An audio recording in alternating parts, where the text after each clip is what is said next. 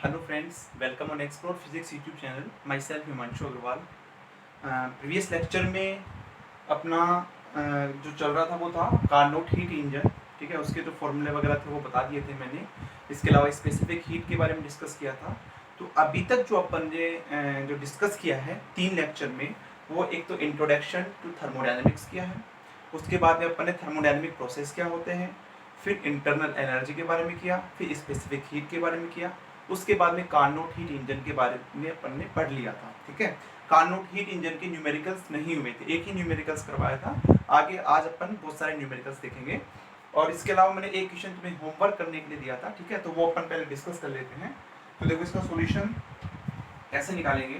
बिल्कुल simple question है, net दिसंबर 2014 में पूछा है। ठीक है, तो देखो यहाँ पे क्वेश्चन क्या है, the pressure P of a fluid is related to its number density by ये। ठीक है, अपने को प्रेशर P गिवन है A rho plus B rho square. अब देखो, अगर तुम क्वेश्चन एक बार पढ़ लोगे ना तो फिर तुम्हें समझ में नहीं आएगा। भाई कहने का मतलब तुमने एक बार देख लिया है ना, ऐसे ऐसे है तो तुम्हें समझ में नहीं आएगा। सबसे पहले क्या काम करना है, क्वेश्चन कोई भी हो चाहे तुम्हें आए या ना आए, सबसे पहले जो गिवन क्वांटिटी है वो लिखो।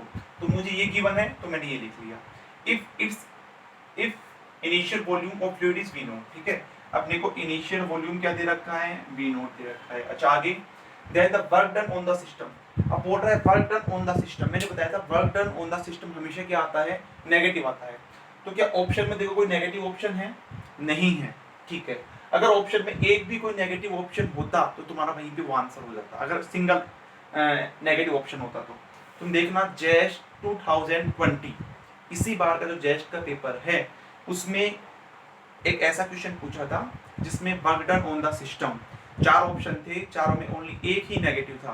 तो तुम्हें कोई सोल्व करने की जरूरत नहीं है, सीधा नेगेटिव ऑप्शन लगाओ, वो आंसर आएगा। ठीक है, बट यहाँ पे सारा पॉजिटिव दे रखे हैं तो अपन यहाँ पे डायरेक्ट नहीं लगा सकते। नेक्स्ट आगे देखो, then work done on the system when is compressed so as increase the number density from rho naught to 2 rho naught। ठीक है, यहाँ पे जो इसकी नंबर डेंसिटी है वो रो नोट से 2 रो नोट है, उस टाइम पे इसका वर्क डन बताना है तुम्हें। तो तुम्हें वर्क डन का ये फॉर्मूला पता है, W = PdV, ये तुम्हें फॉर्मूला पता है। ठीक है, तो P की वैल्यू रख दूं मैं यहाँ पे। P की वैल्यू कितनी है, A rho plus B rho square, और यहाँ पे मैंने क्या कर दिया, dV। अब क्या करें, तो यहाँ पे तो तुम्हारे पास में वॉल्यूम के रेस्पेक्ट में इंटीग्रेट हो रहा है और वॉल्यूम की टर्म्स में है ही नहीं। तो क्या करें, अपने को क्या तो इसको वॉल्यूम बनाना पड़ेगा या फिर इस v को रो बनाना पड़ेगा। इस v को रो ही बना दे वो ज्यादा सही रहेगा। क्यों, क्योंकि जो लिमिट है वो भी तुम्हें रो नोट की फॉर्म में दे रखी है, नंबर डेंसिटी की फॉर्म में दे रखी है। तो कैसे बनाएंगे, देखो तुम्हें बोल रखा है कि जो रो है वो क्या है, डेंसिटी है, नंबर डेंसिटी। ठीक है, जो रो है वो तुम्हारे पास में नंबर डेंसिटी। देखो अगर तुम्हारे डेंसिटी क्या होता है, सिंपली मान लो तुम्हें ये मास डेंसिटी बोलता तो मास अपॉन वॉल्यूम। ठीक है, m/v। ये बोल रहा है नंबर डेंसिटी तो नंबर अपॉन वॉल्यूम। ठीक है, तो नंबर तुम्हारे पास में यहाँ पे गिवन नहीं है तो मैं मान लेता हूँ n/वॉल्यूम, क्या मान लेता हूँ मैं, v। ये हो जाएगा ना तुम्हारे पास में, सिंपल सा है, नंबर रो ये हो जाएगा। इसकी वैल्यू मैं यहाँ पे रखता हूँ। तो देखो यहाँ पे अपने को dv चाहिए, dv चाहिए तो कितना हो जाएगा, यहाँ से v = n पाई रो, n कांस्टेंट है, नंबर कांस्टेंट होते हैं, तो dv = क्या आ जाएगा, dv = -n/रो स्क्वायर d रो, है ना, 1/x का -1/x², x के रेस्पेक्ट में 1/रो का -1/रो स्क्वायर टू d रो, ये हो जाएगा। तो dv की वैल्यू क्या करूं मैं, इस dv की वैल्यू मैं इक्वेशन नंबर 1 में रखता हूं। ठीक है, तो रखो यहाँ पे, तो कितना हो जाएगा, देखो w = a rho plus b rho square, dv की वैल्यू है -n/रो स्क्वायर d रो। हो गया, इंटीग्रेशन कहां से कहां तक करेंगे, अब देखो रो के रेस्पेक्ट में हो गया, इंटीग्रेशन कहां से कहां तक करेंगे, रो नोट से 2 रो नोट तक। ठीक है, आगे देखो, -n कॉमन ले लेता हूं, बाहर आ जाएगा, तुम्हारे पास कांस्टेंट है, रो स्क्वायर इसके अपॉन में लेंगे तो a/रो प्लस b, ये हो जाएगा d rho integration rho naught to 2 rho naught, ये हो जाएगा। नेक्स्ट देखो, अच्छा तुम्हें पता है इसका इंटीग्रेट करेंगे तो कितना हो जाएगा तुम्हारे पास, -n a 1/रो का ln रो प्लस b रो, लिमिट लगाएंगे रो नोट से 2 रो नोट, ये लग जाएगी लिमिट। अच्छा, ऐसा मुझे जल्दी से बताओ ln के log के फॉर्म में कौन सा आंसर आ रहा है? ये है क्या? नहीं है, ये भी नहीं है, ये भी नहीं है, तो कौन सा ऑप्शन आएगा? अपने को यहाँ से आंसर पता लग रहा है कि डी ऑप्शन आएगा। ठीक है, तो यहाँ से तुम डायरेक्ट आंसर लगा सकते हो, बाकी अपन इसको पूरा भी सोल्व कर लेते हैं। अब देखो आगे, -n लिमिट रखेंगे a, देखो इसमें पहले ऊपर वाली लिमिट रखेंगे फिर नीचे वाली, ठीक है ना, माइनस करके मैं दोनों को एक साथ रखा हूँ यहाँ पे, तो कितना हो जाएगा a ln, ऊपर वाली रखेंगे तो 2 रो नोट, a को मैं कॉमन ले लेता हूँ, माइनस ln रो नोट, ठीक है, प्लस मैंने a कॉमन ले लिया और इसमें ऊपर वाली लिमिट रख दिया माइनस नीचे वाली लिमिट, प्लस b ऐसे के ऐसे 2 rho note minus b rho note, इसमें भी मैंने दोनों लिमिट रख दी यहाँ पे, ये हो जाएगा। अब देखो -n a log a minus log b, तो log a अपॉन b हो जाएगा, ln a अपॉन b करेंगे तो रो नोट से रो नोट कैंसिल आउट हो जाएगा, 2 बच जाएगा, प्लस 2b रो note minus b rho note बच जाएगा, ये आ जाएगा तुम्हारे पास में। तो ऐसा ऑप्शन मिल रहा है, ऐसा ऑप्शन नहीं मिल रहा क्योंकि तुम्हें n के फॉर्म में आंसर नहीं दे रखा, तो यहाँ से अपन क्या कर सकते हैं, n की वैल्यू कितनी आएगी, n की वैल्यू रो v, जब इनिशियल की बात करें तो n की वैल्यू रो नोट v नोट देखो इनिशियल दे रखा है तुम्हें, और इनिशियल जो डेंसिटी है वो भी क्या है तुम्हारे पास में, रो नोट है, तो यहाँ पे रख दो minus rho naught v naught a ln 2 plus b rho naught, ये तुम्हारे पास में यानी कि ऑप्शन डी आ जाएगा। This is work done. Negative क्या बता रहा है, दिस इज नेगेटिव साइन, ये क्या बता रहा है तुम्हारे पास में, work done on the system,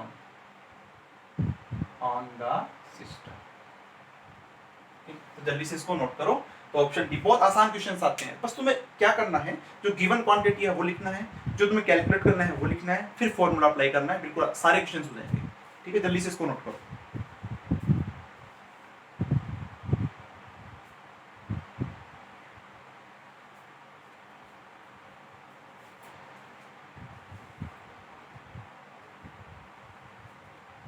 हो गया, पॉज करके नोट कर लेना है ना, अपन आगे चलते हैं। ये देखो तुम्हारे लिए ऑनलाइन में फायदा है थोड़ा सा, ठीक है, ऑनलाइन क्लासेस के अंदर क्या है कि अपन जो भी नोट करवाता हूँ मैं उसको तुम पॉज करके नोट कर सकते हो, जिससे अपना सिलेबस है थोड़ा सा आगे चल सकता है। ओके, तो मतलब कर रहा हूँ इसको।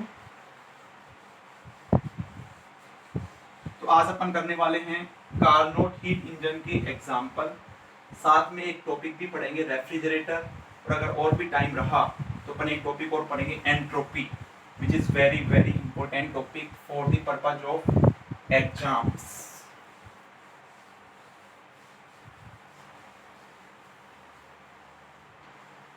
चलो चलते हैं आगे, है ना। देखो अपन ने कार्नोट हीट इंजन का जो भी एक मतलब उसका जो स्ट्रक्चर था वो सब देख लिया था। अब उसके कंक्लूजन में मैंने तुम्हें कुछ लिखाया था, मैंने ये भी बोला था तुम्हें वो चीजें शॉर्ट नोट्स में लिखनी है, ठीक है। तो अपन पहले बार उसका क्विक रिवीजन कर लेते हैं कार्नोट हीट इंजन का, ठीक है। Conclusion of Carnot heat engine, Carnot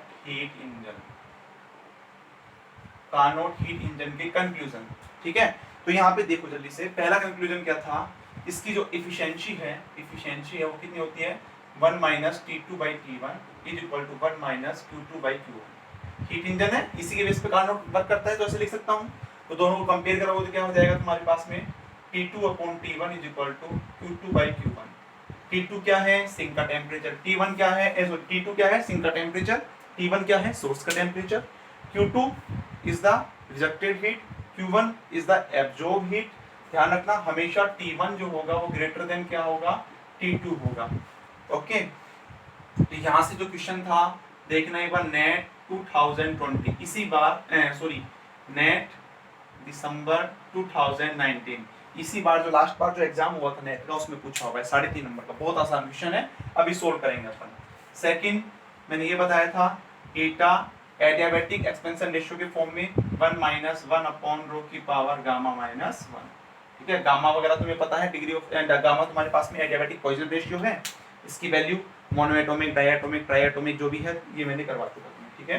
तो मेन जो है तुम्हारे पास में ये वाला फॉर्मूला काम आएगा, और ये भी याद रखना ईटा तुम्हारे पास में W/Q1 होता है, ओके, और W क्या होता है तुम्हारे पास में, Q1 माइनस Q2 होता है, ये ध्यान रखना। तो ये कुछ इम्पोर्टेंट है जो कि तुम्हें पता होना चाहिए जब अपन क्वेश्चन सोल्व करेंगे। ओके, तो इसको जल्दी से नोट कर लो। कल कल कर लिया होगा वैसे, ये वाला नोट नहीं किया होगा ना, ये ध्यान रखना, ये भी नोट कर लेना। चलो इसका क्वेश्चन करते हैं। क्वेश्चन लिख लो, नेट दिसंबर 2020। क्वेश्चन क्या है? The pressure an ideal Carnot engine, an ideal Carnot engine, an ideal Carnot engine extract 100 joule, extracts 100 joule from a heat source and from a heat source and dumps 40 joule, dumps 40 joule to a heat sink, to a heat sink, to a heat sink at 300 Kelvin, at 300 Kelvin. The temperature of the heat source is, the temperature of the heat source is, ठीक है। Option है तुम्हारे पास में 600, 700, 750, 650। Option है 600 kelvin, 700 kelvin, 750 kelvin, 650 kelvin, ये option है तुम्हारे पास। ठीक है, तो इसको सोल्व करते हैं। देखो सबसे पहले तुम्हें क्या गिवन है? An ideal Carnot heat engine extract 100 joule from a heat source and dumps, ये है तुम्हारे पास सिचुएशन। ये कार्नोट इंजन होता है, यहाँ T1 केल्विन है, ये T2 केल्विन है। ये तुम्हारे पास में सोर्स होता है, ये तुम्हारे पास में सिंक होता है। यहाँ तुम्हारे पास में वर्किंग सिस्टम होता है, ये वर्क होता है यहाँ पे। ठीक है, तो क्या बोल रहा है ये कि कार्नोट जो इंजन है, यहाँ पे जो इंजन लगा हुआ है, ये इससे कितनी हीट लेता है? Q1 कितनी हीट लेता है? 100 जूल लेता है। और कितनी हीट यहाँ पे डंप करता है? Q2 जो है वो 40 जूल। तो ये गिवन है। सबसे पहले गिवन क्या गिवन है लिखो, Q1 is equal to 100 joule, Q2 is equal to 40 joule. आगे क्या बोल रहा है? सिंक एट 300 केल्विन में, दैट मींस T2 तुम्हें दे रखा है 300 केल्विन। पूछ क्या रहा है? सोर्स टेम्परेचर पूछ रहा है, T1 की वैल्यू पूछ रहा है। अब तुमने ये लिख लिया ना, तो तुम्हारे माइंड में एक स्ट्रक्चर बन जाएगा कि तुम्हें ये दिया है, ये पूछा है।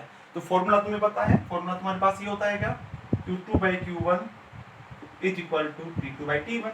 ये होता है ना। Q2 कितना है? 40, Q1 कितना है? 100 इज इक्वल टू T2 कितना है? 300। T1 तुम्हें कैलकुलेट करना है, सिंपल सा है बिल्कुल। T1 क्या हो जाएगा? 300 इंटू 100 अपॉन 40, ये कैंसिल आउट हो जाएगा, ये 25 बच जाएगा। मल्टीप्लाई करोगे तो 750 केल्विन। ऑप्शन कौन सा जाएगा? सी, सी ऑप्शन है। बहुत आसान क्वेश्चन आया हुआ है। ठीक है, तो इसको जल्दी से नोट करो।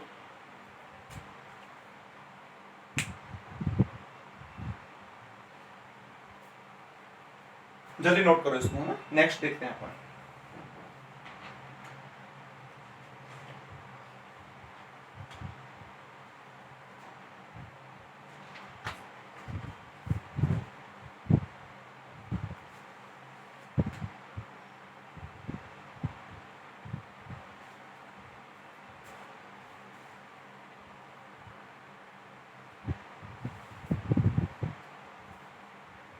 Okay,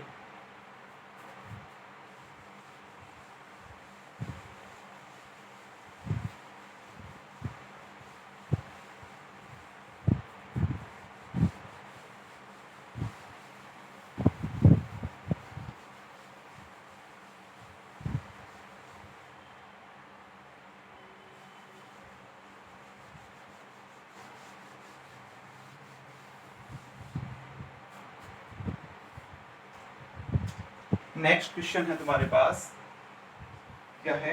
A Carnot engine operate, a Carnot engine operate between 227 degree Celsius and 27 degree Celsius and 27 degree Celsius. Calculate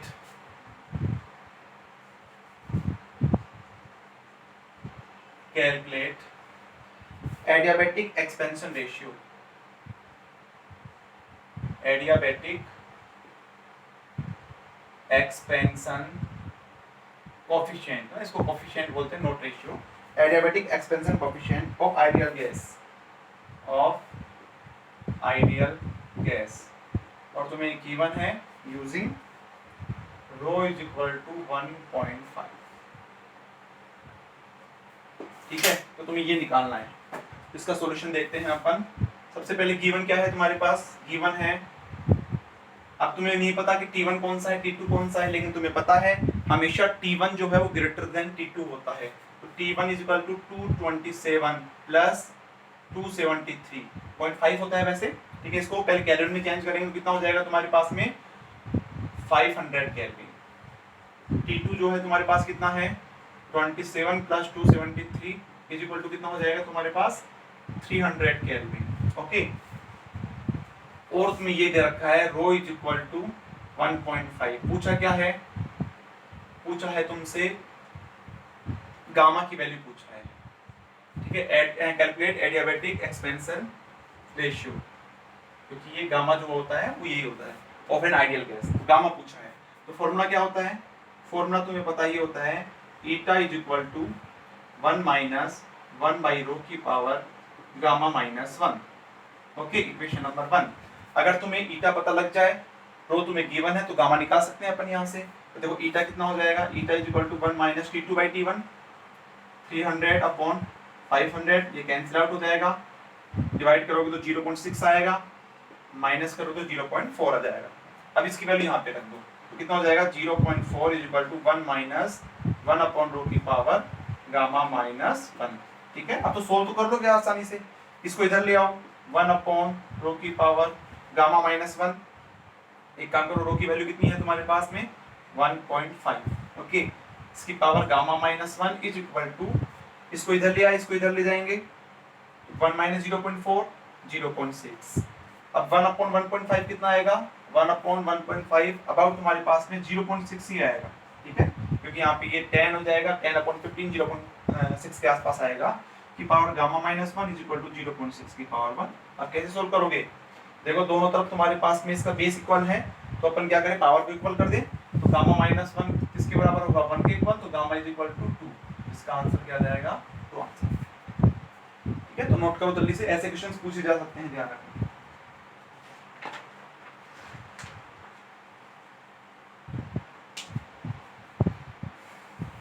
तो यहाँ से तुम्हारे पास में जो गामा है इसकी वैल्यू कितनी आ जाएगी, 2 आ जाएगी. ठीक है, नेक्स्ट क्वेश्चन देखो, इसको नोट कर लेना.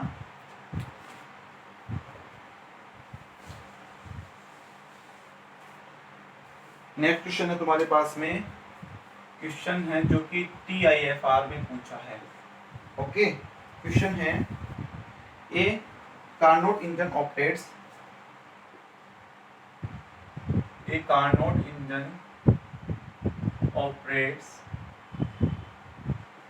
Carnot engine operates between a source at temperature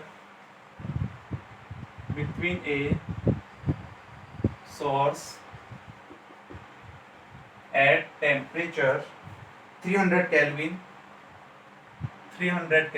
and a sink at temperature 200 Kelvin. At temperature 200 Kelvin. Let eta be the efficiency of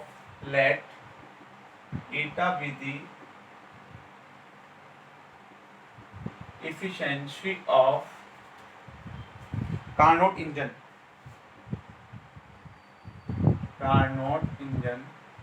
if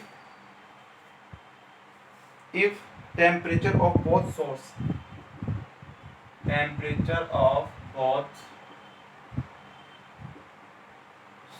and sink are decreased by same amount. ठीक है, decrease by same amount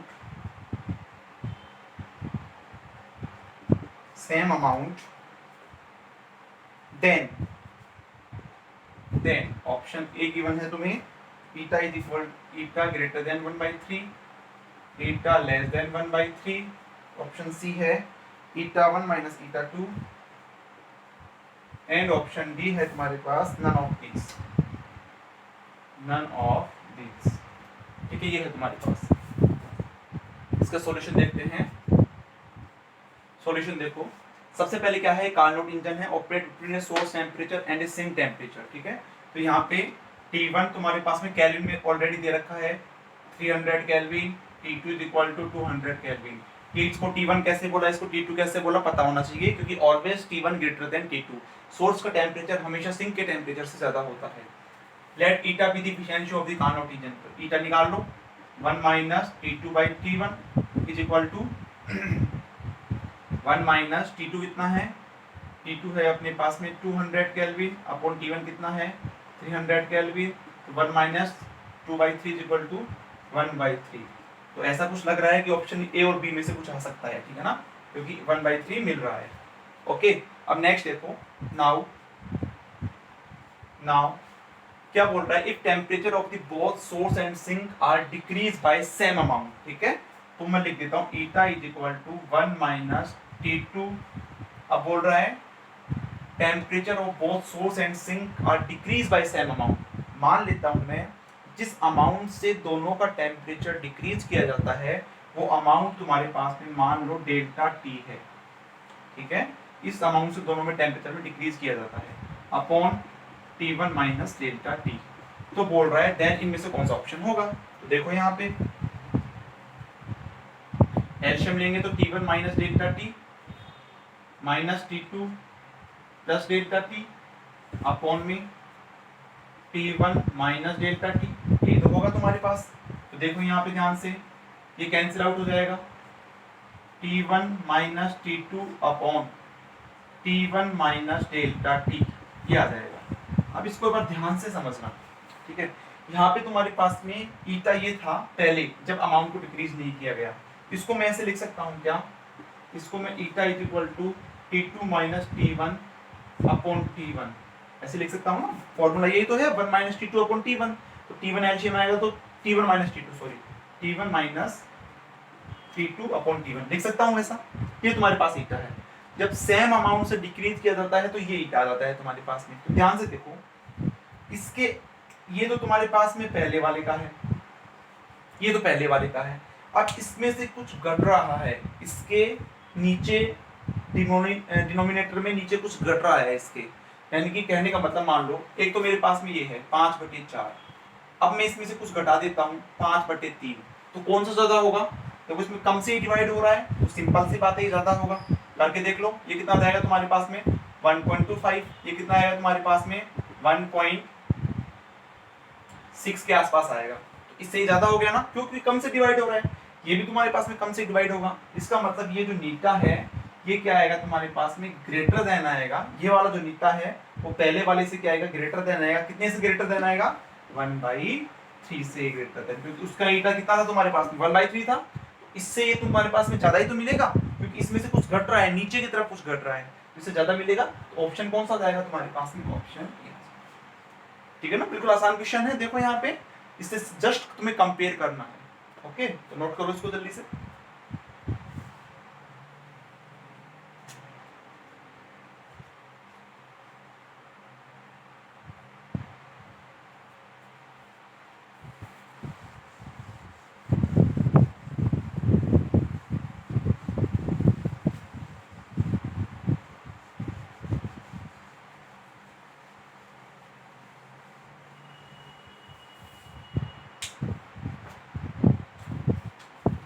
next question देखो, net में पूछा है, ठीक है।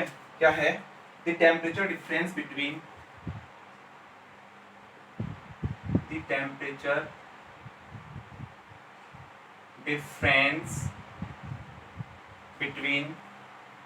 hot and cold reservoir.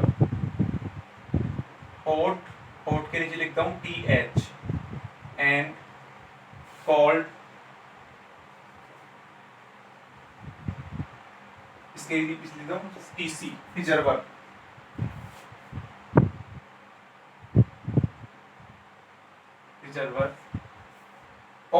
Carnot engine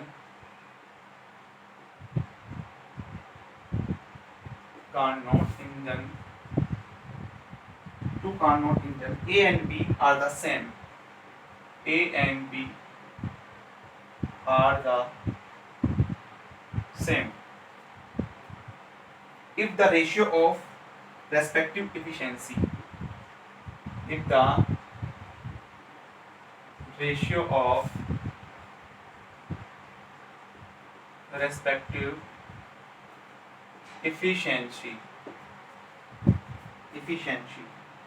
eta A upon eta B is equal to 1/2, then the ratio of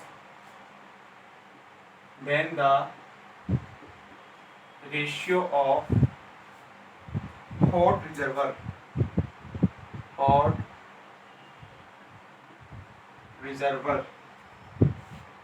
THA upon THB, ये क्या होगा, ये पूछा है तुमसे, ठीक है। इज ऐसे लिख लो, इज ऑप्शन है तुम्हारे पास 0.25, 0.5, 1.0, 2.0, ठीक है। तो ये तुम्हारे पास में ऑप्शन गिवन है। तो इसको सोचो, सबसे पहले खुद अपने आप से करके देखो, ठीक है। ऐसे मत सोचो कि सर करेंगे उसके बाद में इसको नोट कर लेंगे।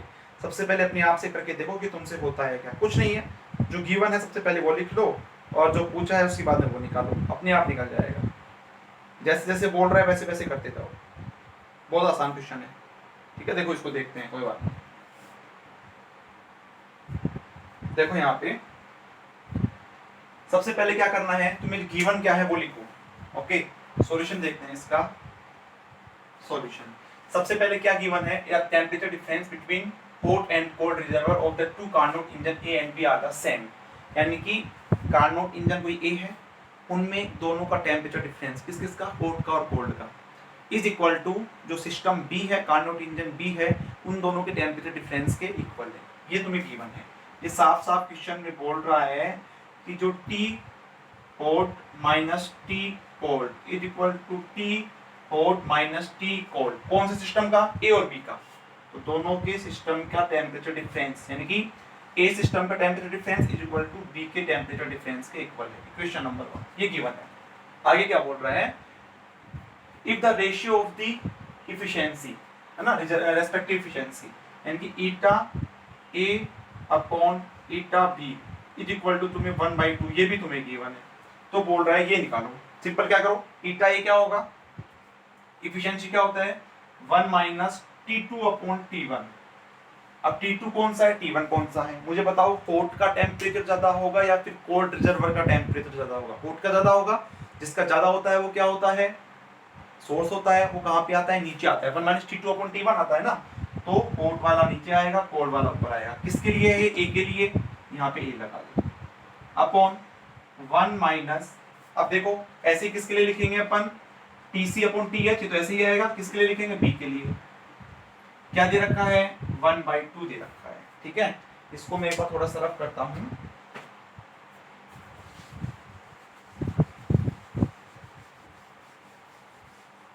देखो मैं कुछ नहीं कर रहा, जो क्वेश्चन में पूछा है वो कर रहा है, ठीक है ना। जैसे जैसे बोल रहा है वैसे वैसे कर रहे हैं अपन, बाकी मैं कुछ भी नहीं कर रहा। मैंने तुम्हें सिंपल कंसेप्ट क्या होता है वो बताया, फॉर्मूला क्या होता है वो बताया, वो तुम्हें याद करने के लिए बोला, और सिंपल जो तुम्हें बोल रखा है वो करना है, सारे क्वेश्चन हो जाएंगे। देखो यहाँ पे मैं क्या करता हूँ, THA एल्शियम लेता हूँ, तो कितना हो जाएगा, THA minus TCA upon THA upon में THB माइनस TCB अपॉन में THB, क्योंकि एल्शियम ये लेंगे ना अपन, THB is equal to 1/2, is equal to 1/2 ये होगा। अच्छा मुझे जरा सा बताना, इक्वेशन नंबर 1 यही है क्या, ये दोनों इक्वल है। इक्वेशन नंबर 1 देखो, ये दोनों इक्वल दे रखे हैं तुम्हें, THA minus TCA is equal to THB minus TCB, ठीक है। तो ये दोनों कैंसिल आउट हो जाएंगे, क्या हो गए कैंसिल आउट।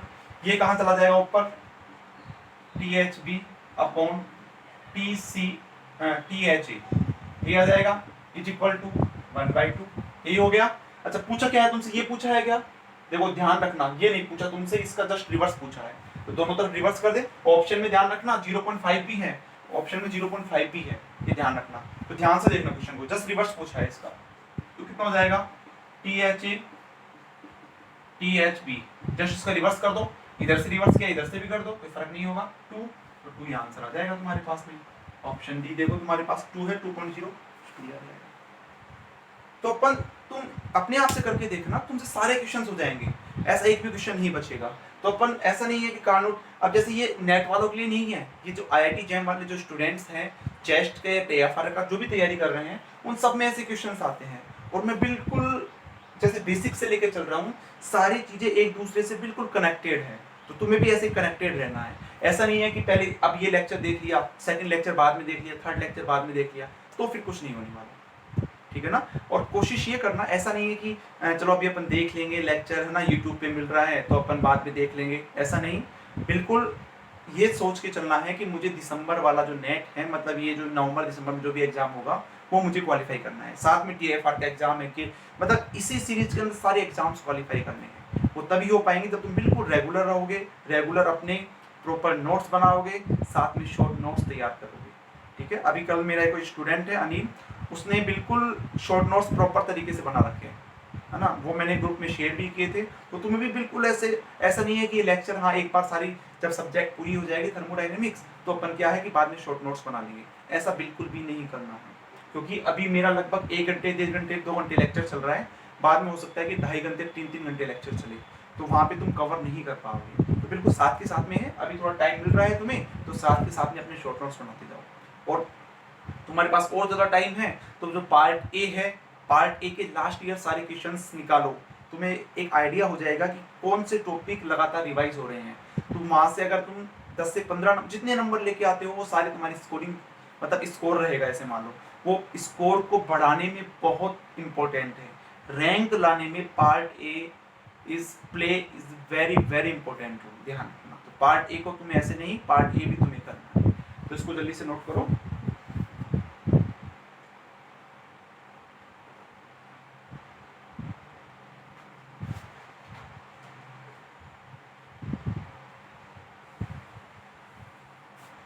हो गया?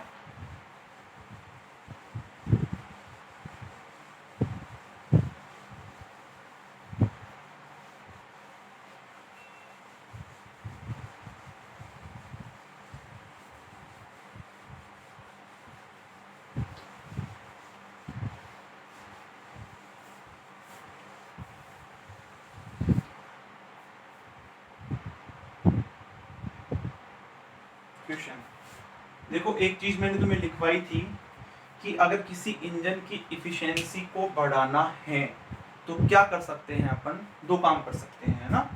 eta is equal to 1 minus T2 upon T1। अगर किसी इंजन की इफिशिएंसी को बढ़ाना है तो क्या करें अपन चाहते हैं कि एक में से मैक्सिमम इफिशिएंसी कितनी हो सकती है, 1। परसेंटेज में देखें तो मल्टीप्लाई 100 कर दो, 100% हो जाएगी, है ना। तो अपन एफिशिएंसी को इंक्रीज करना चाहते हैं, तो मैं क्या करूं, एक में से मेरे पास में जो क्वांटिटी है माइनस हो रही है वो कम माइनस हो। कम माइनस कब होगी, क्या तो अपन क्या करें, T2 को डिक्रीज कर दें, या फिर क्या करें, T1 को इंक्रीज कर दें। जब T2 को डिक्रीज करेंगे तो कम डिक्रीज होगा तो ज़्यादा एफिशिएंसी आएगी, या फिर T1 को बढ़ा देंगे, ज़्यादा का डिवाइड हो रहा है तो ये वैल्यू क्या आएगी, कम आएगी। जब कम आएगी तो कम 1 में से कम माइनस होगा तो बेसिक एफिशिएंसी बढ़ जाएगी, ठीक है ना। तो अपन इस चीज को प्रूफ भी करते हैं, ठीक है ना। तो लिख लो एक बार क्वेश्चन के फॉर्म में, a Carnot engine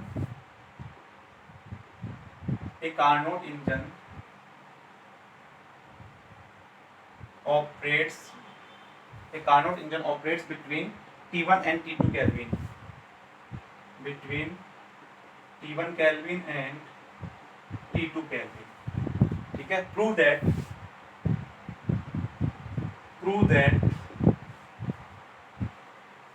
for increase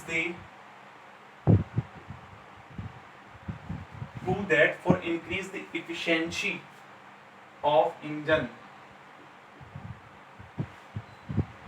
decrease in sink temperature is more effective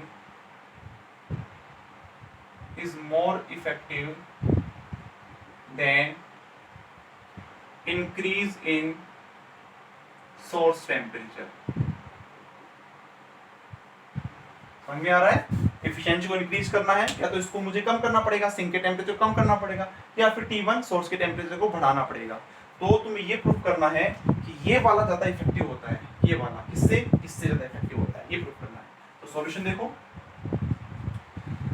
Carnot heat के इंजन की एफिशिएंसी का फॉर्मूला क्या होगा, eta is equal to 1 minus T2/T1, ये तुम्हें पता है, इक्वेशन नंबर 1।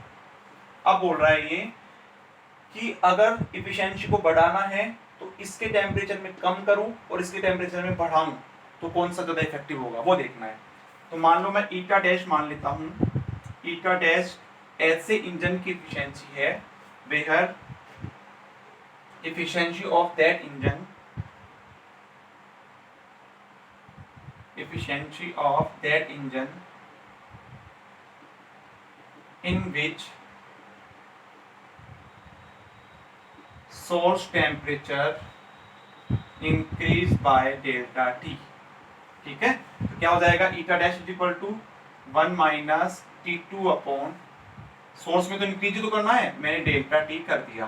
ठीक है, तो यहाँ पे क्या हो जाएगा, T1 plus delta T minus T2 upon T1 plus delta T, equation number 2। Okay, next मैं क्या करता हूँ, ईटा डबल डैश, ये कौन से इंजन की एफिशिएंसी है, efficiency of that engine in which sink temperature decrease by delta T, मतलब दोनों के टेम्परेचर में मैं दोनों के टेम्परेचर में सेम अमाउंट से एक में तो इंक्रीज किया मैंने, एक में डिक्रीज किया। ओके, तो यहाँ पे क्या हो जाएगा, ईटा डबल डैश, ईटा डबल डैश क्या हो जाएगा, 1 माइनस T2, इसमें से मैं डिक्रीज कर रहा हूँ, अपॉन में T1, तो कितना हो जाएगा, T1 minus T2 plus delta T upon में T1, ईटा डबल डैश, इक्वेशन नंबर 3।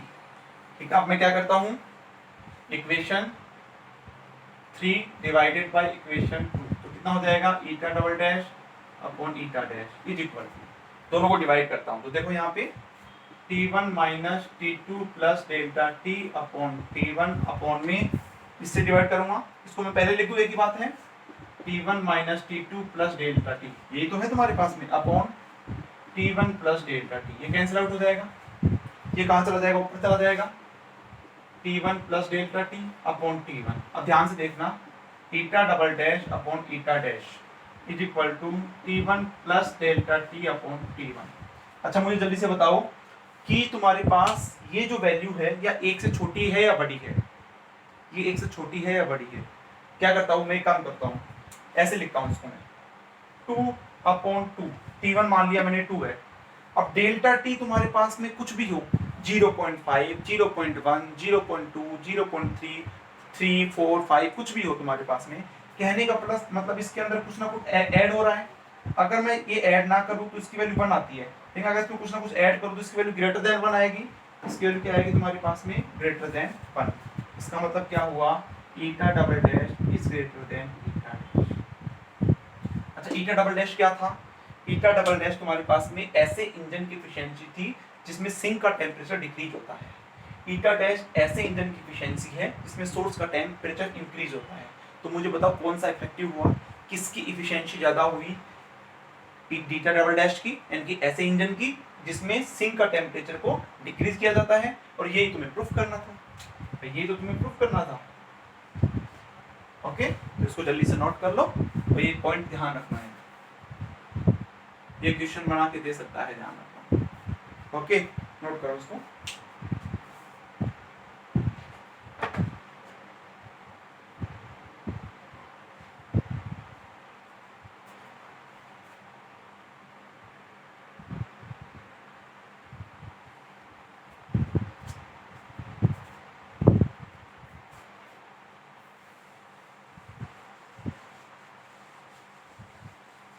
हर तरह से जितने भी पॉसिबल क्वेश्चन है सारे क्वेश्चन करेंगे, कुछ क्वेश्चन तुम्हें मैं होमवर्क के लिए भी दूंगा, तो वो क्वेश्चन तुम्हें होमवर्क से भी करना।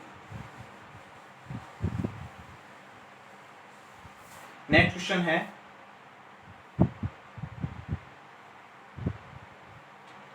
नेक्स्ट क्वेश्चन है जो कि चेस्ट में पूछा है। ए कार्नोट हीट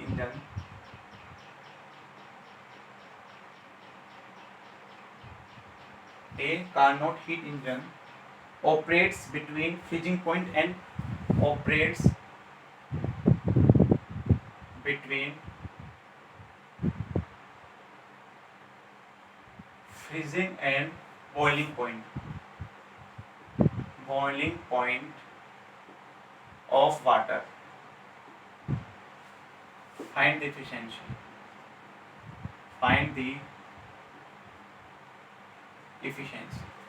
ठीक है, सिंपल सा है।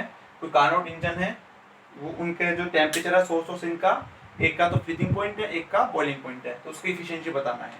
अब तुम्हें पता है कि यहाँ पे तुम्हें टेम्परेचर दे ही नहीं रखा, लेकिन तुम्हें ये पता होना चाहिए कि जो फ्रीजिंग पानी जो है वो किस टेम्परेचर पे जमता है, 0 डिग्री सेल्सियस पे फ्रीज होता है।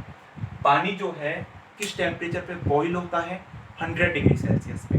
ठीक है, तो कहने अच्छा ज़्यादा जिसका टेम्परेचर होगा वो T1 हो गया, T2 होगा, T1 होगा, तो मैं T1 लिख देता हूँ 100 degree Celsius, that means 100 plus 273 373 kelvin. इस पे जो पानी होता है वो बॉईल होता है, बॉइलिंग पॉइंट ऑफ वाटर। ठीक है, next T2 0 degree Celsius is equal to 0 plus 273 is equal to कितना हो जाएगा, 273 केल्विन। ये क्या है तुम्हारे पास में, freezing point of water. Okay, तो यहाँ पे तुम्हारे पास में ईटा क्या हो जाएगा, 1 minus T2 by T1, 1 minus 273 upon 373। Solve कर लेना इसको।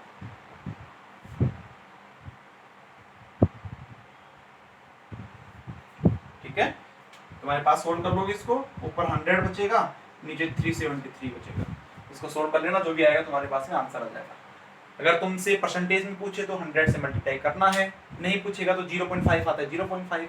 अगर परसेंटेज पूछे तो 50% हो जाएगा। जो भी आता है तुम्हें ये देख लेना। ठीक है, जल्दी से नोट करो इसको।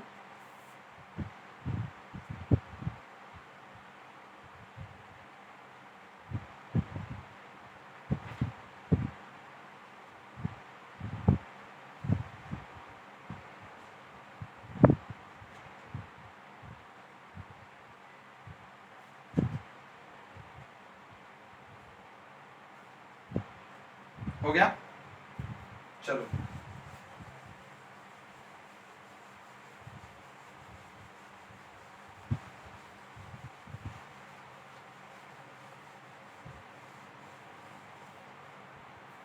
नेक्स्ट क्वेश्चन लिखो।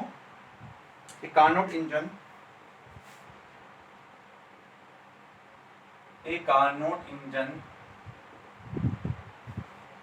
of 1 kilowatt operates between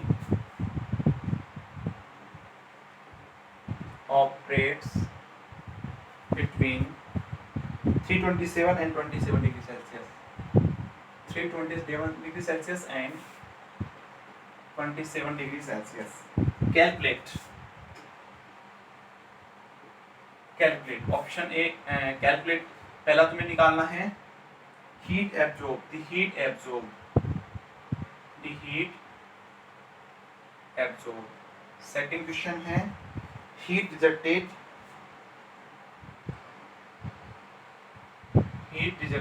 and third question है एफिशिएंसी ऑफ इंजन। ठीक है, ये तुम्हें निकालना है। तो देखो यहाँ पे ध्यान से सॉल्यूशन क्या क्या गिवन है तुम्हारे पास। गिवन है पहला, a Carnot engine of 1 kilowatt operates. कहने का मतलब W दे रखा है, पावर बोलो या W बोलो एक ही बात है, 1 × 10⁻³ वॉट। ठीक है, आगे T1 दे रखा है 327 plus 273 is equal to 600 kelvin. Okay, T2 दे रखा है तुम्हें 27 plus 273 is equal to 300 kelvin. तुमसे पूछा है हीट एब्जॉर्ब, Q1 पूछा है, Q2 पूछा है, एफिशिएंसी। सबसे पहले एफिशिएंसी निकालो, eta is equal to 1 minus T2 by T1, 1 minus T2 कितना है 300 अपॉन 600, ये कैंसिल आउट हो गया, ये 2 बच गया, तो 1 माइनस 0.5 इज इक्वल टू 0.5 ये आ जाएगा तुम्हारे पास, यानी कि 50%। अगर इसको परसेंट में लिखना है तो 50% हो जाएगा। नेक्स्ट देखो, ये तीसरा क्वेश्चन कर दिया भाई पहले मैंने। नेक्स्ट क्या पूछा है, हीट एब्जॉर्ब Q1 पूछा है, Q1 पूछा है। तो तुमने इफिशिएंसी का एक फॉर्मूला पढ़ा होगा, eta is equal to W upon Q1 पढ़ा है। ईटा है, W है, Q1 निकाल लो, तो Q1 कितना आ जाएगा तुम्हारे पास में, ईटा इंटू W, ईटा कितना है 0.5, W कितना है 1 इंटू 10 टू द पावर 3, तो कितना हो जाएगा तुम्हारे पास में 1 2 3 500। ठीक है, जल्दी से नोट करो इसको।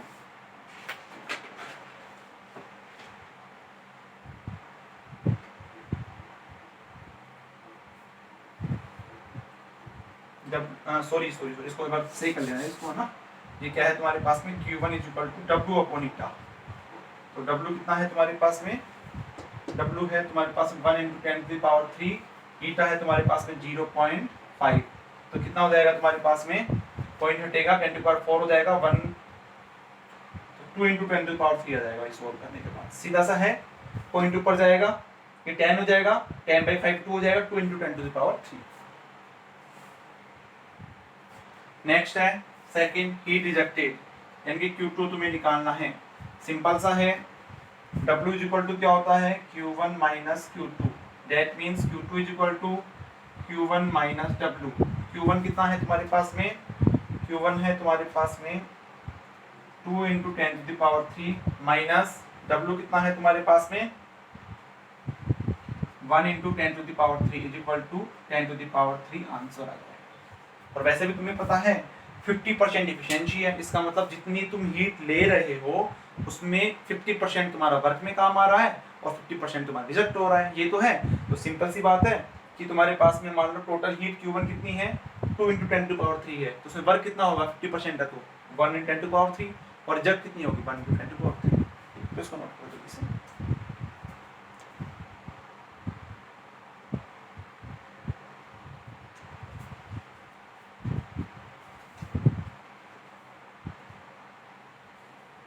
हो गया।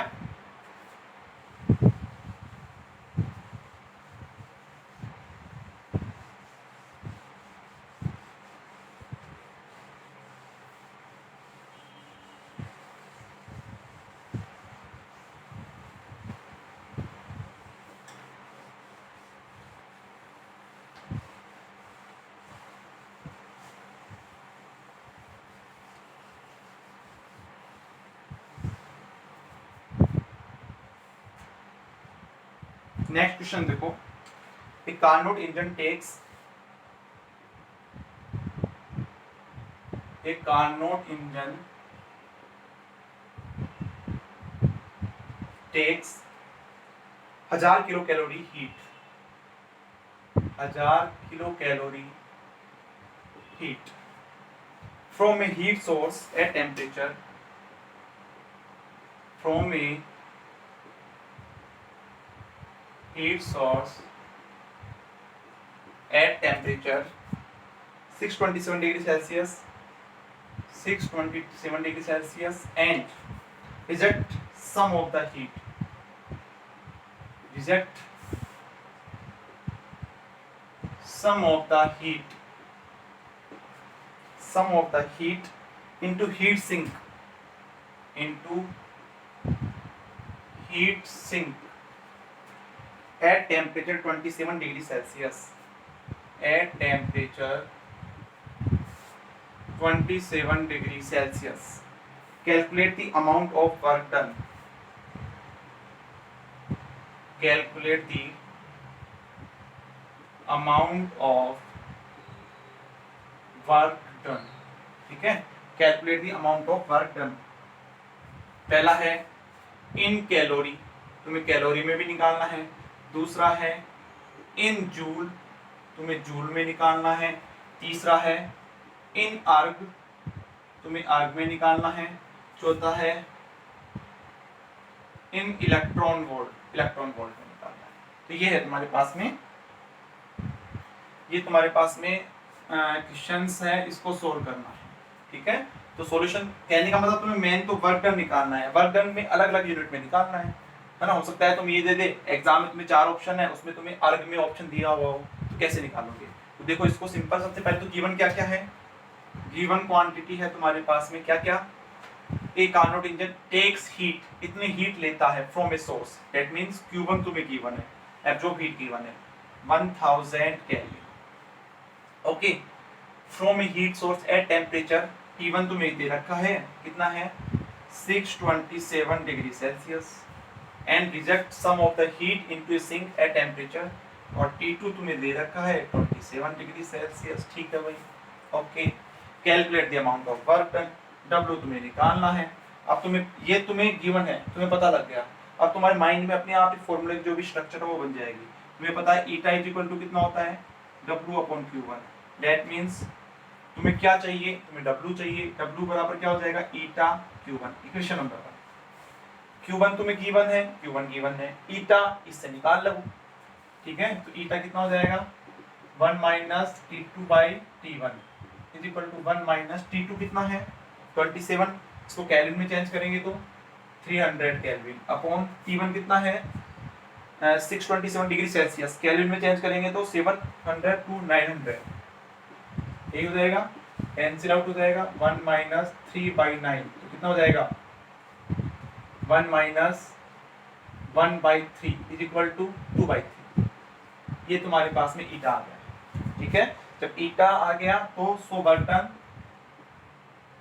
तो वर्क डन कैसे निकालोगे, W इज इक्वल टू ईटा, ईटा कितना है 2/3 इंटू Q1 कितना है 1000 किलो कैलोरी, तो इसको मैं 1000 इंटू 10⁻³ कैलोरी लिख सकता हूँ, ओके। तो तुम्हारे पास में ये आ जाएगा 2/3 इंटू 10⁻⁶।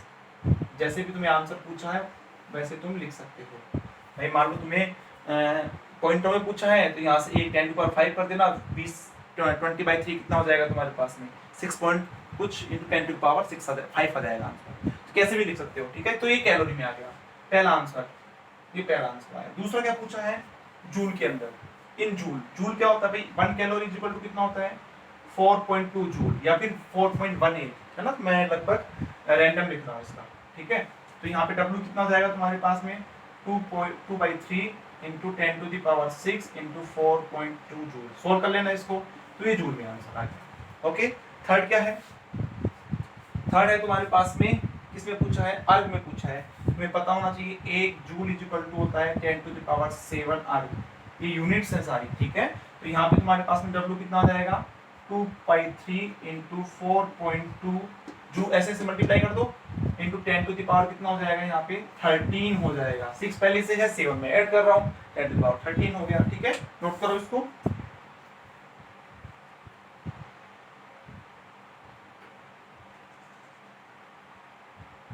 हो गया। नेक्स्ट एक और क्या पूछा है तुमसे, नेक्स्ट पूछा है इन इलेक्ट्रॉन वोल्ट में पूछा है, तो तुम्हें पता होना चाहिए 1 इलेक्ट्रॉन वोल्ट कितने होता है 1.6 इंटू 10⁻⁻19 जूल, और तुम्हें वर्क डन जूल में दे रखा है, जूल में कितना दे रखा है 2/3 इंटू 10⁶ इंटू 4.2 जूल में दे रखा है।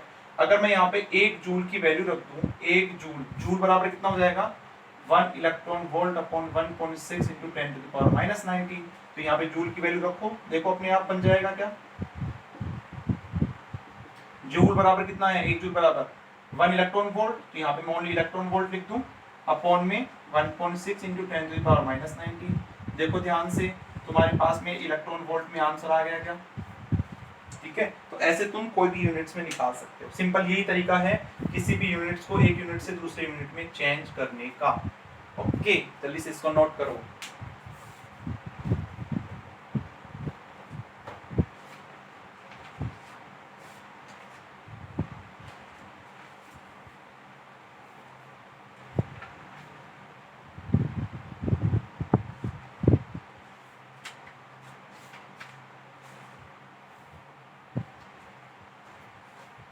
मेरे हिसाब से बहुत सारे क्वेश्चंस करवा दिए मैंने, और भी क्वेश्चंस करेंगे।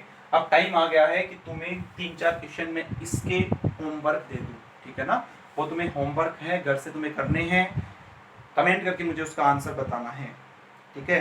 जो भी तुम्हारे क्वेश्चंस मैं होमवर्क देता हूँ उसको नेक्स्ट लेक्चर में जरूर सोल्व करता हूँ, ठीक है। तो देखो इसको नोट कर लो जल्दी से।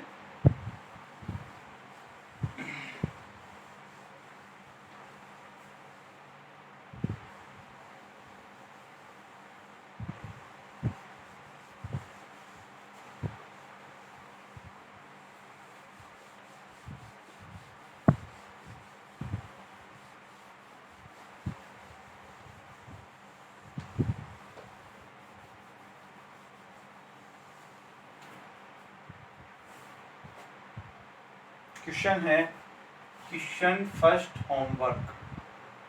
क्या है question? The efficiency of Carnot engine,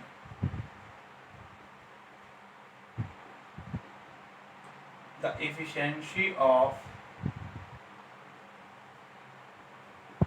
Carnot engine is 1/6 is 1/6 on decreasing the temperature, on decreasing the temperature, on decreasing the temperature of sink by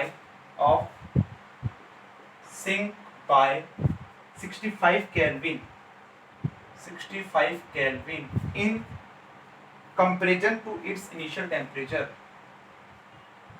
compared to its initial temperature,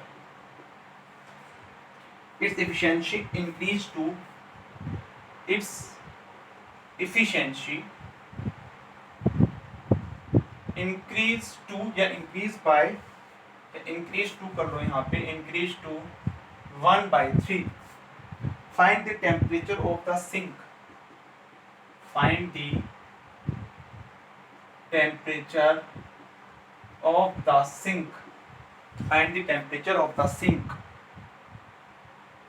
and source of the engine. Sink and source of the engine. ठीक है, इसका तुम्हें sink और source का temperature निकालना है जब इसकी एफिशिएंसी इतना हो जाती है तब, ठीक है। यानी कहने का मतलब T1 एंड T2 ये तुम्हें फाइंड आउट करने हैं। मुझे कमेंट करके इसका आंसर जरूर बताना है। सॉल्यूशन में नेक्स्ट लेक्चर में दूंगा इसका। Question number second homework, note करो इसको।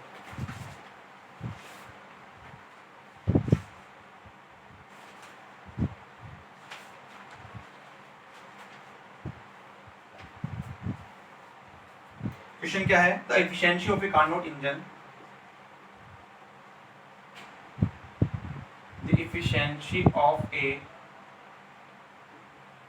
Carnot engine is 30% and is 30% and its sink temperature is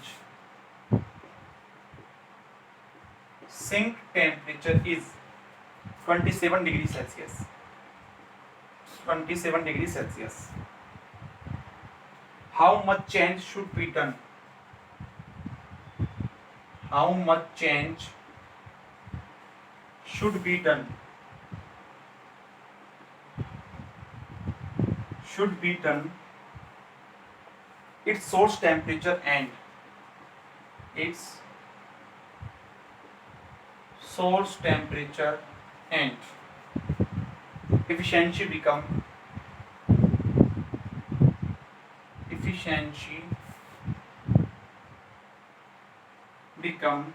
50%, 50%, ठीक है। ये तुम्हारे पास में है। The efficiency of a Carnot engine is 30% and its sink temperature is 27 degrees Celsius. How much change should be done its source temperature and efficiency become 50%, ठीक है। तो ये क्वेश्चन भी तुम्हारे लिए होमवर्क है। तो ये दो क्वेश्चन तुम्हारे लिए होमवर्क है। अब अपन एक नया टॉपिक पढ़ लेते हैं आज, उसका नाम है रेफ्रिजरेटर। उसका नाम है रेफ्रिजरेटर। ओके, चलो, एक बहुत अच्छा टॉपिक है। हो गया, दोनों क्वेश्चन होमवर्क हो गए। हो सकता है जाते जाते एक क्वेश्चन और दे दूं मैं, ठीक है ना।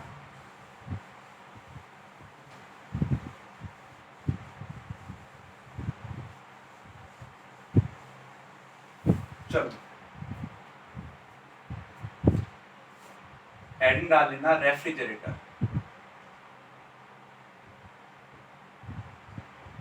स्प्रिंग देख लेना भाई, है ना, स्प्रिंग मिस्टेक हो तो सॉरी उसके लिए। रेफ्रिजरेटर, ठीक है। तो सबसे पहले तो रेफ्रिजरेटर जो है वो होता क्या है, ध्यान से समझना। रेफ्रिजरेटर, ठीक है, जो तुम्हारे अपने घरों में जो लगा हुआ है उसी की बात कर रहा हूँ मैं। ओके, तो ये जो रेफ्रिजरेटर है, तुम बिल्कुल शॉक होगे कि ये जस्ट उल्टा काम करता है। किससे? हीट इंजन से। हीट इंजन से बिल्कुल उल्टा काम करता है, ठीक है। तो देखते हैं इसको कैसे, दोनों को साथ साथ समझते हैं। वैसे हीट इंजन तुम्हें समझ में आ गया होगा, अगर नहीं समझ में आया तो दोबारा देखना इसको, ठीक है। देखो, पहले मैं यहाँ पे हीट इंजन का डायग्राम बनाता हूँ, साइड में उसके रेफ्रिजरेटर का डायग्राम बनाता हूँ, ठीक है।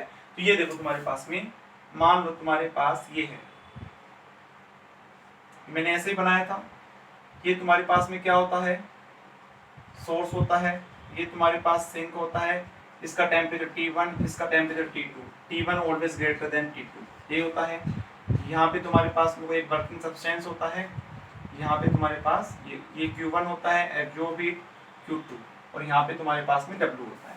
ये किसका था? हीट इंजन का। हीट इंजन का यही था तुम्हारे पास में, बिल्कुल सही है।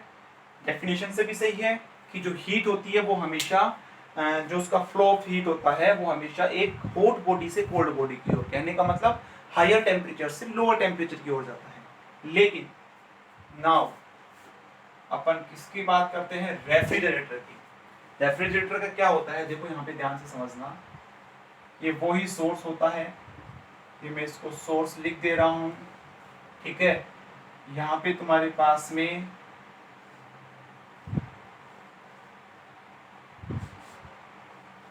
ये मान लेता हूं मैं कोई इंजन है, ओके।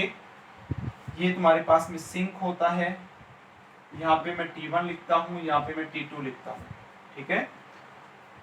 अब मैं क्या करता हूं, इसमें इसका टेम्परेचर, इसकी जो हीट फ्लो है वो ऐसे होती है, Q1 Q2। तुम बोलोगे कि सर कैसा पॉसिबल है? ऐसा तो पॉसिबल ही नहीं है कि जो हीट का फ्लो है वो लोअर टेम्परेचर से हाईयर टेम्परेचर, क्योंकि मैं यहाँ पे यही बोलता हूँ कि T1 जो है वो ग्रेटर देन T2 है यहाँ पे, ठीक है। इसका मतलब तो ये तो गलत हो गया, यहाँ पे तो हीट का फ्लो जो है वो लोअर टेम्परेचर से हाईयर टेम्परेचर हो गया, जो कि बिल्कुल गलत है। क्योंकि जो टेम्परेचर का कंसेप्ट होता है वो ये होता है कि जो हीट का फ्लो होता है वो हमेशा हायर बॉडी से लोअर बॉडी की तरफ होता है, लेकिन रेफ्रिजरेटर में यही होता है, ध्यान रखना। ये रेफ्रिजरेटर है, दिस इज रेफ्रिजरेटर, ठीक है। ओके, ये तुम्हारे पास में स्प्रिंग देख लेना, REFRI, ठीक है, रेफ्रिजरेटर। ये तुम्हारे पास रेफ्रिजरेटर है। अच्छा, ऐसा क्या पॉसिबल है? वैसे तो पॉसिबल नहीं है। पॉसिबल कैसे है? यहाँ पे मैं क्या करता हूँ, इससे एक्सटर्नल वर्क करता हूँ। यहाँ पे मैं एक्सटर्नल वर्क करता हूँ। ये वर्क किसके फॉर्म में हो सकता है? इलेक्ट्रिकल वर्क, है ना, इलेक्ट्रिकल वर्क। अच्छा, मुझे जल्दी से बताओ, ठंडा ठंडा कौन सा रहेगा? ये ठंडा रहेगा, ये ठंडा रहेगा। भाई इसका टेम्परेचर कम है तो ये क्या रहेगा? सीधी सी बात है, ठंडा रहेगा। तो एक तरह से देखा जाए, दिस इज रेफ्रिजरेटर। तुम्हारा ये जो है सिंक वाला, ये रेफ्रिजरेटर है, ठीक है। तो देखो सिंपल से इसमें क्या प्रोसेस है, इसकी ये इंटरनल स्ट्रक्चर है, ठीक है। यहाँ से जो है, ये जो है, ये अपने यहाँ से तुम्हारे पास में हीट को क्या करता है? रिजेक्ट करता है, हीट को बाहर निकालता है। जितनी ज्यादा हीट बाहर निकलेगी उतना ज्यादा तुम्हारे पास में ये क्या रहेगा? कोल्ड रहेगा, ठंडा रहेगा, ठीक है। ये तुम्हारे पास सोर्स है, ये, और तुम्हारे पास में क्या होता है, यहाँ पे इसकी इंटरनल स्ट्रक्चर है, ये इससे हीट बाहर निकालता है। रेफ्रिजरेटर क्या करता है? स्टार्टिंग में हीट लेता है, किसके फॉर्म में? इलेक्ट्रिकल वर्क के फॉर्म में। उसके बाद में उसको हीट को बाहर निकालता है। जितनी हीट लेता है उससे ज्यादा क्या करता है? वो बाहर निकालता है, ठीक है ना। इन कहने का मतलब, एक तो इसने ये वाली हीट ली, इसने इसको बाहर निकाला। देखो ध्यान से समझना, जो रेफ्रिजरेटर है Q2 हीट को बाहर निकालता है। कब बाहर निकालता है? जब ये इससे इलेक्ट्रिकल वर्क जो कि हीट के फॉर्म में वो लेता है। ये किसके बराबर है? Q1 के बराबर। प्रोसेस वही है, इसके अंदर भी क्या होता है? Q1 = Q2 + W, W plus Q2 ये तो होता है, ये इसके अंदर है, ऐसा ही है, सब कुछ ऐसा ही होता है। पर इसमें क्या करता है, हीट रिजेक्ट करता है, ये यहाँ से हीट को बाहर निकालता है। जितनी हीट बाहर निकालेगा अपने आप में उतना ज्यादा क्या होगा, ये कोल्ड होगा, ठंडा होगा, ठीक है ना। तो ये हो जाएगा तुम्हारे पास में। तो यहाँ पे भी तुम्हारे पास में W इज इक्वल टू क्या आएगा, Q1 माइनस यही आएगा तुम्हारे पास, ठीक है। तो ये अपने पास में रेफ्रिजरेटर का पूरा प्रोसेस होता है। ये तुम्हारे पास में एक तरह से मान लो स्टोर है, स्टोर या रूम जहाँ पे फ्रिज रखा होता है, ठीक है। तो वहाँ पे तुमने देखा होगा जब वहाँ पे फ्रिज चलता है तो वहाँ का तुम्हारे पास में जो टेम्परेचर है थोड़ा सा ज्यादा होता है, ठीक है। क्यों, क्योंकि ये हीट वहाँ से बाहर निकालता है, रूम में हीट को निकालता है। यहाँ से रेफ्रिजरेटर अपने अंदर से हीट निकालता है, वो कहाँ जाती है, रूम के अंदर ही तो जाती है। तो ये तुम्हारे पास में कूल होता है यहाँ पे, ठीक है। तो यहाँ पे इसको जैसे वहाँ पे इफिशिएंसी होता था, यहाँ पे इसको डिफाइन करने के लिए एक टर्म आती है, उसको बोलते हैं कोफिशिएंट ऑफ परफॉर्मेंस, COP, ठीक है। COP कोफिशिएंट ऑफ परफॉर्मेंस या फिर और वर्क परफॉर्मेंस,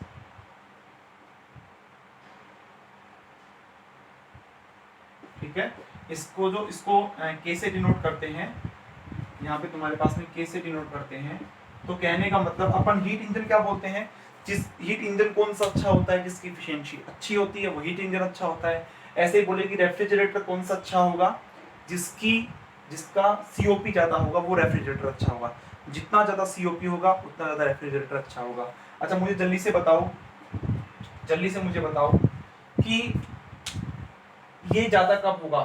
अपन क्या चाहते हैं, रेफ्रिजरेटर ज्यादा से ज्यादा ठंडा हो। ठंडा कब होगा, जब अपने अंदर से ज्यादा क्या करेगा, वो हीट को बाहर निकालेगा, ठीक है ना। तो heat reject upon work done on the system. जितना कम वर्क डन करना पड़ेगा उसको, अपन क्या चाहते हैं, कम से कम अपने उसमें बिजली लगे और ज्यादा हीट को बाहर निकले, तो वही तो रेफ्रिजरेटर अच्छा होगा। तो यहाँ पे मैं क्या लिख देता हूँ, work done on the system. ये जितना कम होगा उतना ज्यादा ये होगा, क्योंकि इनवर्सली प्रोपोर्शनल है। ये जितना ज्यादा होगा उतना ज्यादा ये होगा। कहने का मतलब K इज इक्वल टू कितना हो गया, Q2, हीट रिजेक्ट कितनी हो रही है यहाँ से रेफ्रिजरेटर में, Q2 अपॉन W। ये तो हो रहा है तुम्हारे पास में।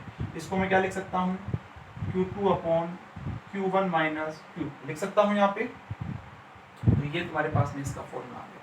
यहाँ पे भी ये वैलिड है, आल्सो वैलिड, ध्यान रखना, आल्सो वैलिड, जो कि उसमें वैलिड था क्या, Q2 upon Q1 is equal to T2 upon T1। ये भी यहाँ पे वैलिड रहेगा, ध्यान रखना। तो ये दोनों तुम्हें फॉर्मूले याद रखने हैं, इंपॉर्टेंट है, याद रखने, नोट करो इसको, ठीक है। तो यहाँ पे बात इस पे लिखना चाहो लिख लेना, it is a process which work opposite to the heat engine, ठीक है, लिख लो। इट इज ए रेफ्रिजरेटर एक ऐसा प्रोसेस है, ऐसा सिस्टम है, it is a system which work opposite to the heat engine, ठीक है ना। हीट इंजन के जस्ट अपोजिट वर्क करता है। यहाँ पे तो ऐसे होता है, इसके अंदर बिल्कुल ऐसा होता है। समझ में आ गया भाई। रेफ्रिजरेटर अपन ऐसा चाहते हैं जो कि सबसे ठंडा हो, है ना, या अपने पास में बिजली का बिल कम से कम आए और ज्यादा से ज्यादा ठंडा हो जाए। वो कैसे हो सकता है, उसका वर्क क्या वर्क जो इलेक्ट्रिकल वर्क है वो कम से कम सिस्टम पे करना पड़े और ज्यादा से ज्यादा हीट वहां से निकलती रहे। तो यही तो मैंने लिखा है यहाँ पे, ठीक है ना। तो नोट करो इसको,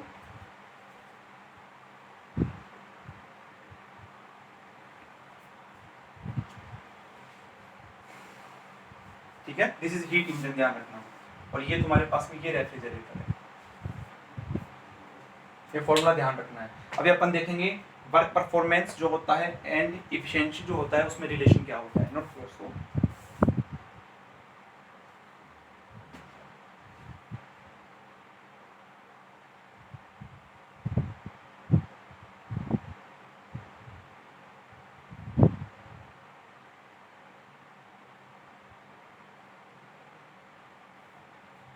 है ना। इसको नोट कर लेना पॉज करके।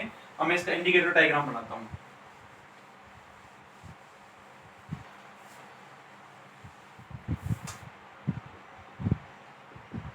इंडिकेटर डायग्राम, अच्छा मुझे जल्दी से बताओ, कार्नोट हीट इंजन का क्या था, ये था क्या, देखो पीवी डायग्राम जो था उसका ये था क्या, पीवी डायग्राम,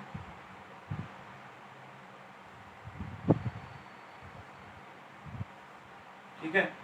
ये तुम्हारे पास में सर्किल था ऐसे ए बी सी डी, ये T1 केल्विन, ये T2 केल्विन, ये था ना। दिस इज किसका है, ये रेफ्रिजरेटर, ये उसका कार्नोट हीट इंजन का, कार्नोट हीट इंजन का। अच्छा, अब मैं किसका लिखने वाला हूं यहाँ पे, अब किसका आएगा तुम्हारे पास में, रेफ्रिजरेटर का। तो इसका जस्ट अपोजिट हो जाएगा पीवी डायग्राम, ठीक है।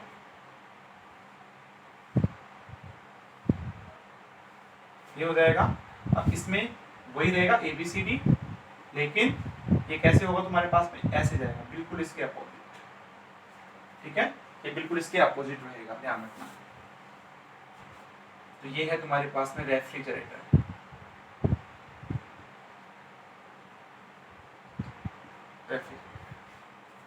हो गया, हो गया होगा। चलो इसको आगे देखते हैं।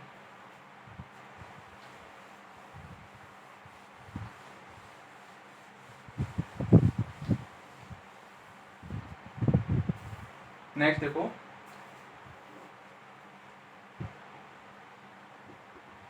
रिलेशन बिटवीन वर्क परफॉर्मेंस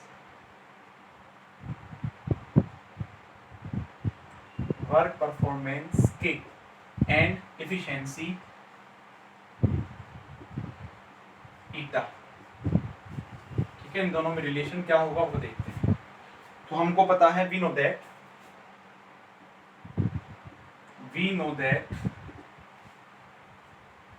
क्या जानते हो आप, हम ये जानते हैं कि जो ईटा जो होता है 1 minus Q2/Q1 and K is equal to Q2 upon Q1 minus Q2। Q2 upon W होता है ना, W क्या होता है, work done by the external agency in the case of किसमें, रेफ्रिजरेटर में work done on the system होता है by the external agency, okay. तो ये W बराबर यहाँ पे भी Q1 माइनस Q2 होता है।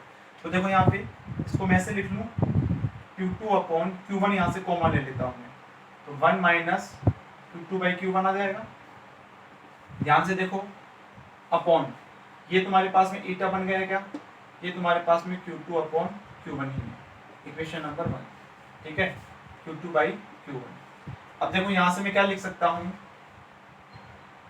Q2/Q1 is equal to Q2, इसको इधर ले आओ, 1 माइनस ईटा लिख सकता हूँ क्या, तो यहाँ पे वैल्यू रखो, K is equal to Q2/Q1 की जगह 1 माइनस ईटा अपॉन, ये तुम्हारे पास में रिलेशन इंपॉर्टेंट है, इसको भी याद रखना है, रिमेंबर, ओके। नोट करो इसको।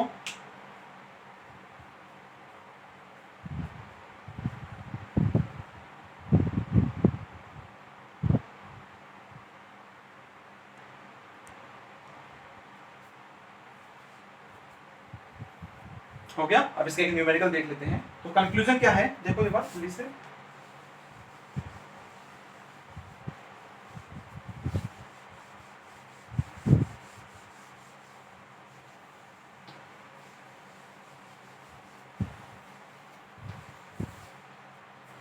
तो रेफ्रिजरेटर के जो कंक्लूजन है जो कि तुम्हें शॉर्ट नोट्स में लिखने हैं, वो क्या लिखने हैं, एक तो तुम्हें लिखना है कि इसका जो वर्क परफॉर्मेंस होता है वो कितना होता है तुम्हारे पास में, Q2 अपॉन W या फिर Q2 upon Q1 minus Q2, एक तो ये होता है। दूसरा कंक्लूजन क्या है, दूसरा कंक्लूजन ये है कि तुम्हारे पास में जो K और ईटा के अंदर जो रिलेशन होता है वो ये होता है, ये, ठीक है। तीसरा जो फॉर्मूला उसमें वैलिड होता है वो ध्यान रखना, यहाँ पे भी वैलिड होगा,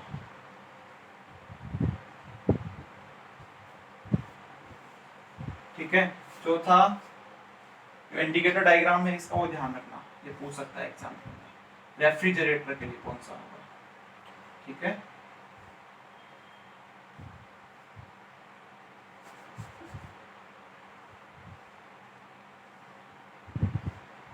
A B C D, यहां से स्टार्ट होगा, ठीक है। तो ये 4 कंक्लूजन है इसके, शॉर्ट नोट्स में लिख लेना इसको। चलो इसका क्वेश्चन करते हैं एक, है ना।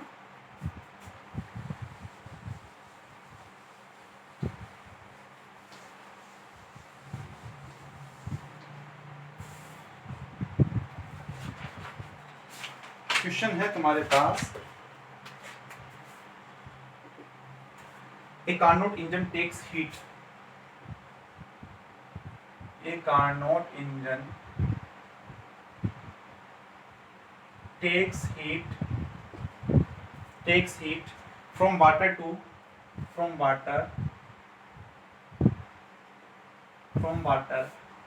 at 0 degree Celsius and reject heat at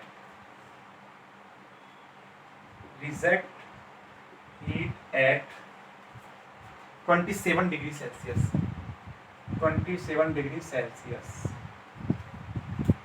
What could be its work performance?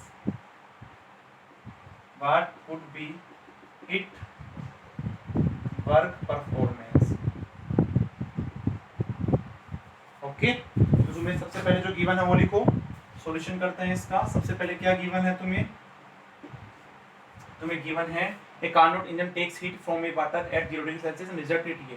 तो तुम्हें T1 दे रखा है, वही होगा T1 greater than T2, 27 degree Celsius, that means 27 plus 2 73, तो कितना हो जाएगा तुम्हारे पास में 300 केल्विन। T2 तुम्हें गिवन है, कितना गिवन है 0 degree Celsius is equal to 0 plus 273 is equal to 273 kelvin. What could be it work performance, इसका वर्क परफॉर्मेंस कितना हो जाएगा, के निकालना है, के तुम्हें पूछा है। तो ऐसा कोई रिलेशन तुम्हें नहीं पता, लेकिन तुम्हें ये पता है कि जो के होता है 1 माइनस ईटा अपॉन ईटा होता है, ये पता है। ईटा कैसे निकालोगे, 1 minus T2 by T1, 1 minus T2 कितना है 273 अपॉन T1 कितना है 300, तो कितना हो जाएगा तुम्हारे पास में 300 माइनस 273 27 अपॉन 300, जो भी है ये हो जाएगा, है ना। ईटा की वैल्यू जो निकल के आती है वो आती है तुम्हारे पास में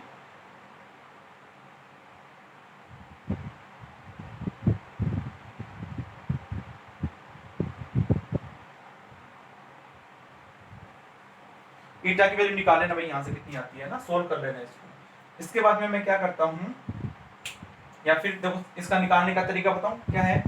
तुम यहाँ पे एक काम करो, 3 से डिवाइड कर दो, ये 9 हो जाएगा और यहाँ पे कितना हो जाएगा 100। अब तो बिल्कुल सोल्व हो जाएगा 0.09, ये तुम्हारे पास ईटा की वैल्यू, परसेंटेज में आएगा तो 9%, ठीक है। अब देखो तुम्हारे पास यहाँ पे के कितना हो जाएगा, K is equal to 1 minus eta, 1 minus eta कितना है 0.09 अपॉन ईटा, ईटा कितना है 0.09, तो ये कितना आएगा तुम्हारे पास में 0.01 अपॉन 0.09 इज इक्वल टू 1/9, ये तुम्हारे पास में वर्क परफॉर्मेंस है।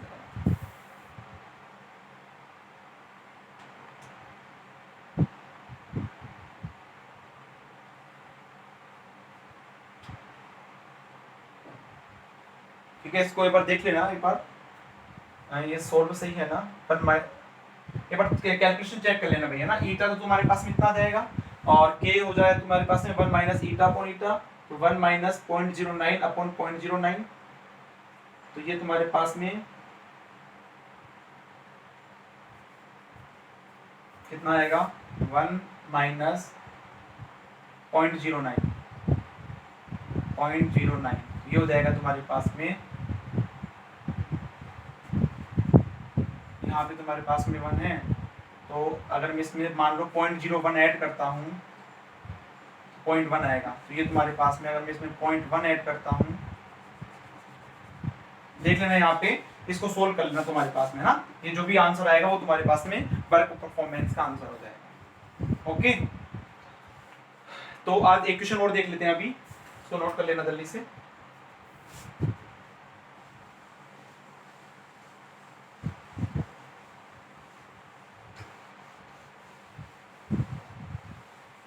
या तुम होमवर्क कर लो वो क्वेश्चन, ठीक है। मैं तुम्हारे पास में क्या है, क्वेश्चन लिखो एक वेरी वेरी इंपॉर्टेंट, ठीक है। Question number 3 homework. क्वेश्चन क्या है, for a diatomic ideal gas, for a diatomic ideal gas, for a diatomic ideal gas near room temperature, near room temperature, what fraction of heat, what fraction of heat supplied, कहने का मतलब W upon Q ये निकालना है तुम्हें, is available for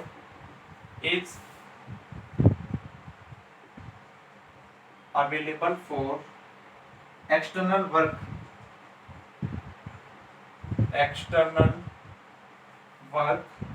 if gas is expanded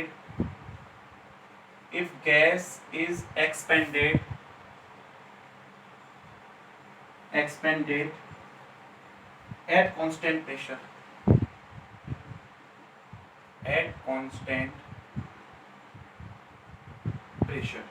ठीक है। Option A है 1, बी है 2/7, सी है 7/2 एंड डी है तुम्हारे पास में 0, ठीक है। तो ये क्वेश्चन तुम्हारे लिए 3 क्वेश्चन होमवर्क करना है तुम्हें।